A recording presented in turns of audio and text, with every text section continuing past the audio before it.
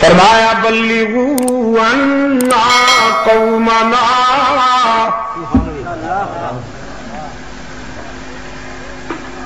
بلغوا عنا قومنا انا لقینا ربنا فرضی عنا وارضانا۔ او نعت فرشتوں، او ہمارا پیغام ہمارے محبوب تک لے جاؤ، ہماری قوم تک ہمارا پیغام پہنچاؤ۔ انا لقینا ربنا،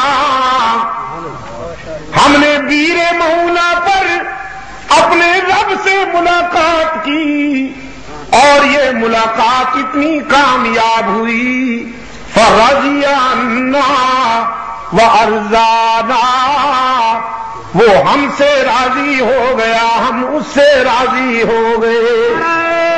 تکبیر، صحابہ، شہادت صحابہ۔ ہم نے بیر معونہ پر اپنے رب سے وفا کر دی، ہم نے عشق کے تقاضے پورے کیے، ہم نے وفا میں کمی نہ کی، اس نے جزا میں کمی نہ کی۔ سرکار دو عالم صلی اللہ علیہ وسلم تک ان شہداء کا یہ پیغام پہنچا، وہ رحمت کا پیکر کہ جو حریف جاں کا بھی چارہ گر ہے، جو قاتل کو بھی معاف کرنے کا ظرف رکھتا ہے، جو مکہ میں فاتح بن کے آیا تو لا تثریب علیکم اليوم کا نعرہ لگایا، وہ رحمت کا پیکر جب اپنے ان رضاکاروں کی مظلومیت کا حال سنتا ہے تو آنکھیں برس پڑی۔ حزن و ملال دیکھا نہیں جاتا تھا، اور ایک عرصے تک نماز صبح میں رکوع اور سجدے کے درمیان رحمت عالم صلی اللہ علیہ وسلم نے قنوت نازلہ پڑھی اور ان بدبختوں کے لیے ہلاکت کی دعا کی،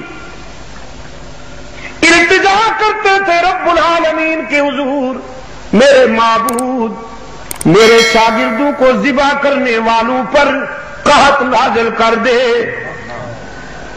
کنعان والا قحط نازل فرما دے، ان بدبختوں کو ہلاک کر جنہوں نے میرے رضاکاروں کو ذبح کیا ہے۔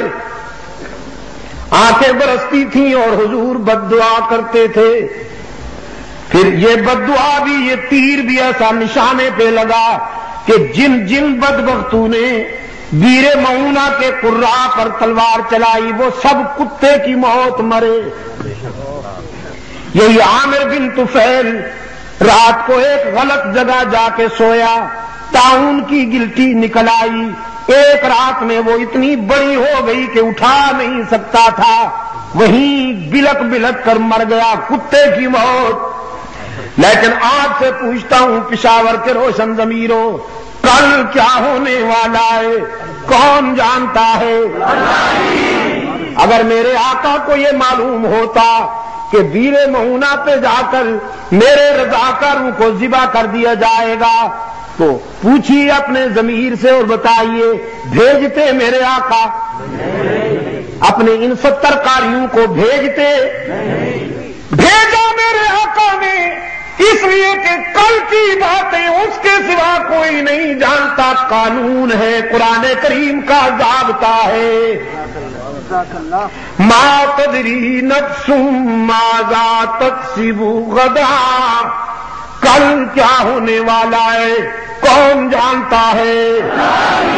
ہی پہ زور دے کر تاکہ بھی کے بیماروں کو شفائے کاملہ نصیب ہو جائے، دائیں بائیں بھی دیکھ کر کوئی چپ بیٹھا ہو تو اس سے بھی کہلوائیے کل کیا ہونے والا ہے کون جانتا ہے؟